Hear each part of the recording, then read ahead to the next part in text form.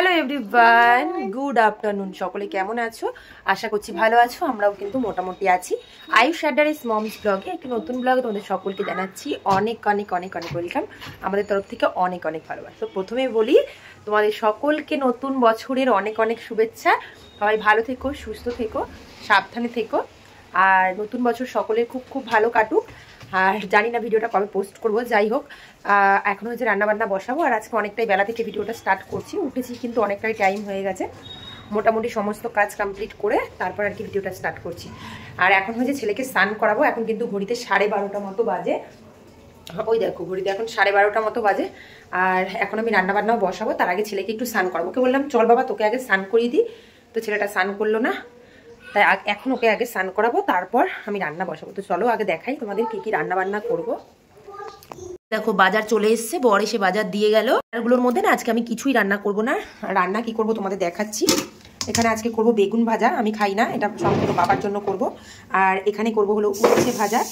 আর এটা হলো ছেলের জন্য করব হলো পনির। এই যে এই পনিরটা ছেলের জন্য করব কাঁচকলা, সিম, মটরশুঁটি দিয়ে। এই আজকে এই সিম্পল ছেলের জন্য স্নানের জল বসিয়ে দিয়েছি। আর এইদিকে হচ্ছে ছেলের ভাত বসিয়ে দিয়েছি। তোমরা ভাবছো তো এই দিয়ে খাবো কি করে আমি আর বাবা, তো তোমাদের দেখাচ্ছি। রাত্রেবেলা হচ্ছে আমাদের নেমন্তন্ন রয়েছে। আর কালকে যে ডাল আর বাঁধাকপি রান্না করেছি তোমাদের তো দেখালাম, সেই ডাল বাঁধাকপি রয়ে গেছে। তাই জন্য আজকে সেরকম কিছু রান্না করবো না, শুধু তো দুপুরবেলার খাওয়া। তো সেই জন্য তোমাদের দেখাচ্ছি কতটা ডাল আর কতটা বাঁধাকপি রয়েছে। দাঁড়াও, তো এই দেখো এর মধ্যে ডাল রয়ে গেছে। ডাল মানে ডাল আছে আমার বাবার ভালো মতো হয়ে যাবে। আর এখানে রয়েছে মাছ, এটা আমার হয়ে যাবে। আর এখানে রয়েছে এ দেখো বাঁধাকপির তরকারি, দেখেছো? তো এখানে যা বাঁধাকপি রয়েছে আমার আর বাবা দুজনারই ভালো মতো হয়ে যাবে। তো সেই জন্য দেখতে পেলে কতটা করে সব তরকারি ফরকারি রয়ে গেছে, কতটা করে সব রয়ে গেছে। সেই জন্যই আজকে ওরকম সিম্পল রান্না করব, ওই দিয়ে খেয়ে নেবে। আর বাবাকে আমি জিজ্ঞাসা করেছিলাম, বাবা বললো হ্যাঁ শুধু বেগুন ভাজা করলেই হবে। তাও আমি উচ্ছেটা ভাজা করছি, ফ্রিজে রয়েছে। তো আর কি কি সবজি এনেছে চলো এবার তোমাদের দেখাচ্ছি।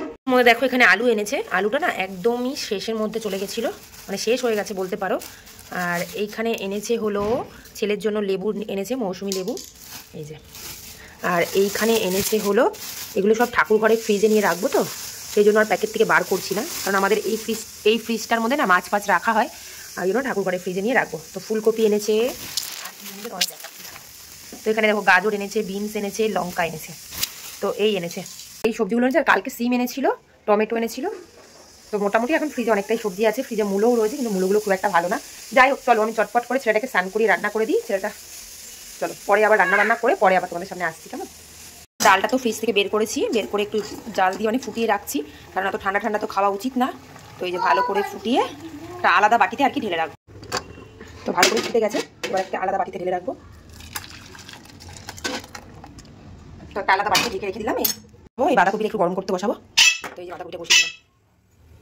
তো এই যে বাঁধাকপিটাও গরম করে দেখো রেখে দিলাম। বাঁধাকপির বাটিটার কি অবস্থা হয়ে গেছে, যাই হোক মাজলে উঠে যাবে। এর বাবা বাজার নিয়ে এসেছিল, আসার সময় ছেলের জন্য একটা 5 স্টার নিয়ে এসেছে।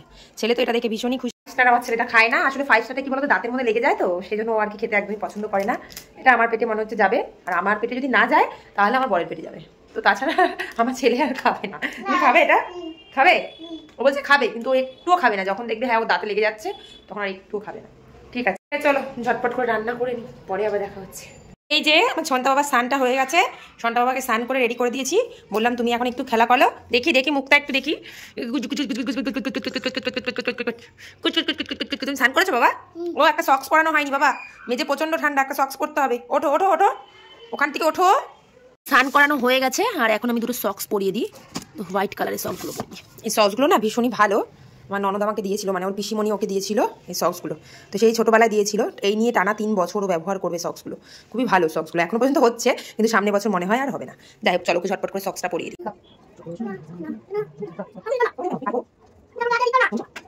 এইবার তোমাকে দেখে মনে হচ্ছে তুমি পারফেক্ট রেডি। এবার চলো একটুখানি বানানা খাই দিই। তোরা ফাইনালি ওকে স্নান করিয়ে রেডি করাতে পারলাম, তোমাদের তো দেখালাম। আর এখন ঘড়িতে কিন্তু 1:15 হয়ে গেছে, আর আমি এখন ওকে একটুখানি বানানা খাওয়াবো। বলো, ওটা গ্রিন কালার হয়ে গেছে, তো একটু ওকে বানানা ঘষে খাওয়াবো, খাইয়ে তারপর আমি ঝটপট করে রান্নাটা করে নেবো। একদম গরম গরম রান্না, আর গরম গরম খাওয়া হবে। তো চলো পরে আবার তোমাদের সামনে আসছি। এর জন্য বসে দিয়েছি পনিরের ঝোলের জন্য সবজিগুলো, আর এই দিয়ে বসে দিয়েছি দেখো বেগুন ভাজা। তো বেগুনটা ভাজা হয়ে যাবে, এখানে বেগুন ভাজা কিন্তু পনিরটা একদম ভেজে নিয়েছি, এটা হলো ছেলের জন্য করবো।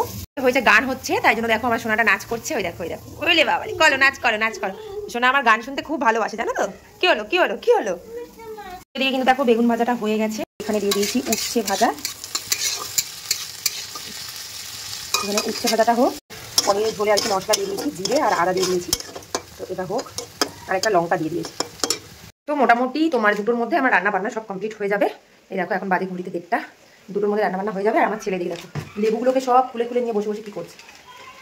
ঠিক আছে তুই করো বাবা, আমি রান্নাটা করে নিই ঝটপট করে।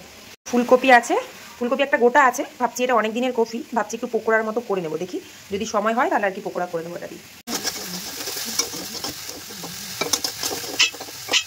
রান্নাটা হয়ে গেলে আর অসুবিধা নেই, ছেলের রান্নাটা হয়ে গেলে পরে আমাদেরটা আস্তে আস্তে হলেও অসুবিধা নেই। আমাদের সেটা যেহেতু 3টে সাড়ে 3টের আগে খাওয়া হবে না, ওই জন্য আগে ছেলেটা ঝটপট করে নিচ্ছি। ঠিক আছে চলো একবার রান্না করে পরে দেখা হচ্ছে। হয়ে গেছে প্রায়, আর এখন কিন্তু এদিকে ভাত বসিয়ে দিয়েছি।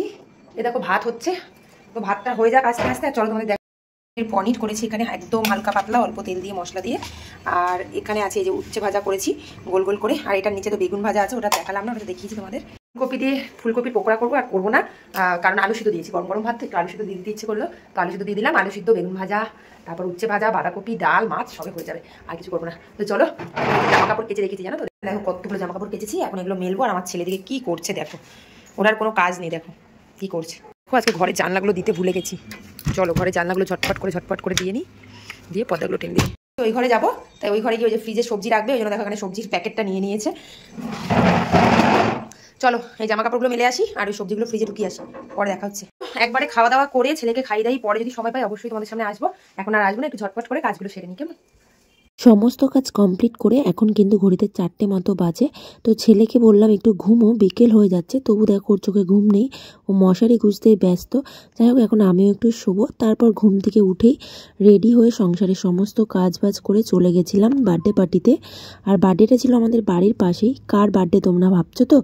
এটা হলো আমার একটা যা হয় সম্পর্কে, তো এটা হলো আমার ওই জায়েরই বার্থডে। তারপর বার্থডে কেক কাটিং কিছুই তোমাদের সঙ্গে শেয়ার করা হয়নি, তার কারণ হলো আমার ছেলে যখন ওপরে যাচ্ছিল তার আগে নিচে ডগিকে দেখে নিয়েছে, তো ওপরে আর থাকেনি, নিচে চলে এসেছে ডগিকে আদর করার জন্য।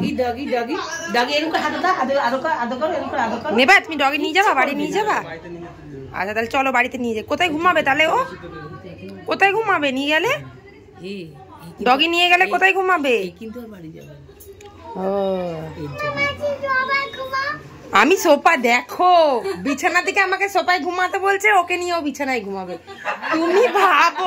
ছেলে তো আমার ডগিকে না নিয়ে বাড়িতে আসবেই না। তারপর ছেলেকে অনেক বুঝিয়ে বাড়িতে নিয়ে আসলাম, এসেই আবার চলে গেছিলাম রান্নাঘরে রান্না করতে।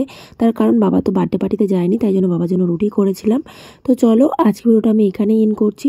সবাই ভালো থেকো, সুস্থ থেকো আর সাবধানে থেকো। দেখা হচ্ছে নতুন কোনো ভিডিওতে।